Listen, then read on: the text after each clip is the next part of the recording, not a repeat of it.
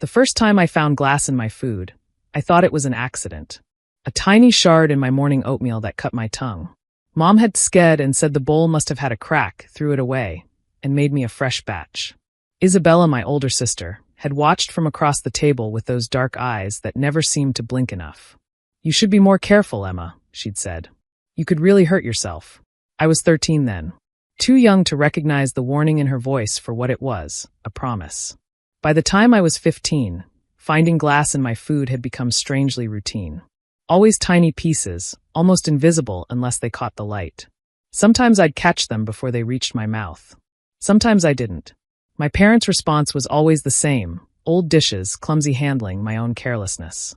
"Stop being so clumsy while eating," Mom scolded as I spit blood onto my plate for the third time that week. A larger piece this time. I could feel the edges of the cut in my gum. "Honestly, Emma, you need to slow down." Behind her, Isabella smiled from where she stood at the kitchen counter. I heard the distinctive sound again, a grinding, crushing noise I'd been noticing more and more.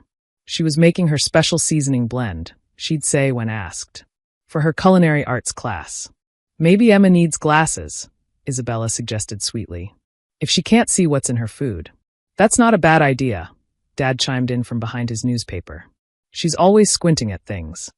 I wanted to scream that my vision was fine, that I could see perfectly well, including the mortar and pestle Isabella hastily covered with a dish towel when I looked her way. But I'd learned that defending myself only made things worse. In the Harrison household, Isabella was the golden child heading to culinary school, and I was the melodramatic younger sister always looking for attention. The incidents escalated slowly, methodically. Isabella was smart.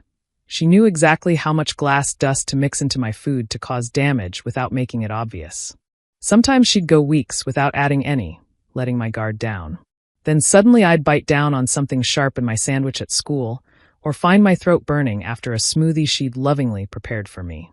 I started photographing my bloody tissues, documenting each incident in a hidden journal. But when I tried to show my parents, they found excuses. "Bit your cheek. Brushed too hard. Canker sores. Normal teenage problems. You're trying to sabotage your sister's future," Mom accused when I suggested Isabella was doing it on purpose. "She's been accepted to the Culinary Institute. Why would she risk that to hurt you?" Why indeed? I'd asked myself that question countless times. Isabella had everything: beauty, talent, our parents' adoration.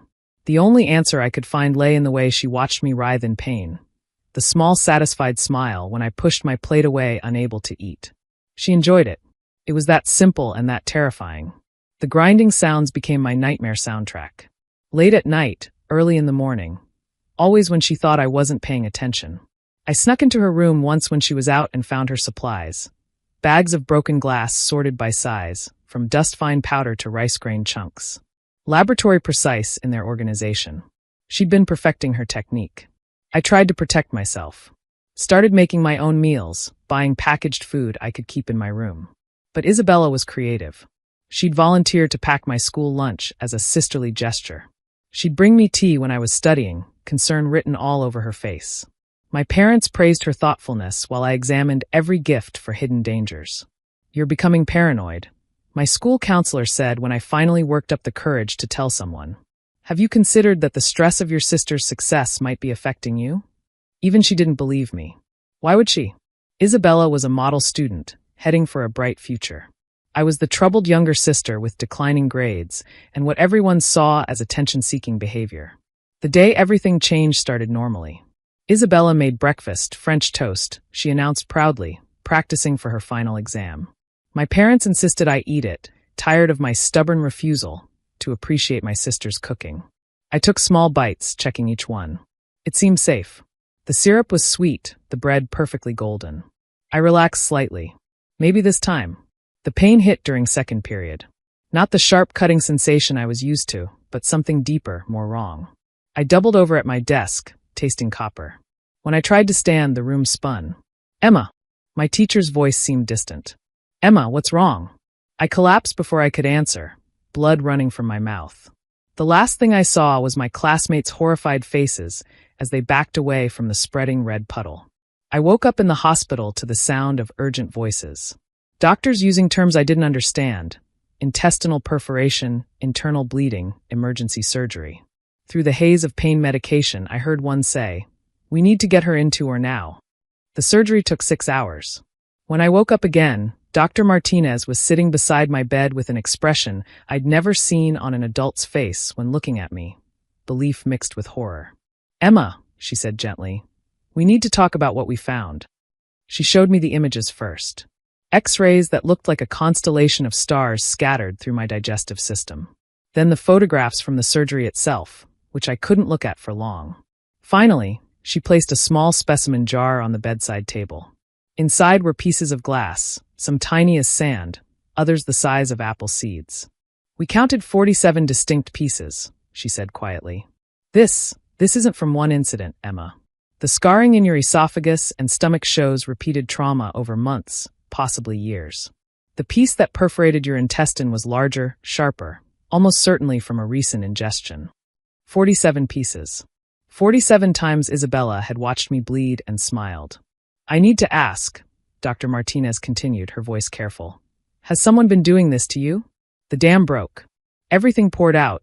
Isabella's grinding sounds, the bloody meals, my parents' dismissals, the bags of sorted glass in her room. Dr. Martinez listened without interrupting, occasionally making notes. When I finished, she was quiet for a long moment. "The pattern of injuries, the variety of glass sizes, the methodical scarring, this is consistent with deliberate, repeated poisoning," she said finally. "I'm mandated to report this. But Emma, I need you to know, this isn't your fault. And it's not in your head." The police came within hours. Then social services. Then a detective who specialized in cases like mine. Cases where the evidence was literally inside the victim. They took the specimen jar, the surgical photos, the detailed medical report that documented not just the recent glass, but the historical damage. "We'll need to search your home," Detective Bradley told my parents, who'd been summoned to the hospital. They stood in the doorway, Mom clutching Dad's arm, both pale with shock.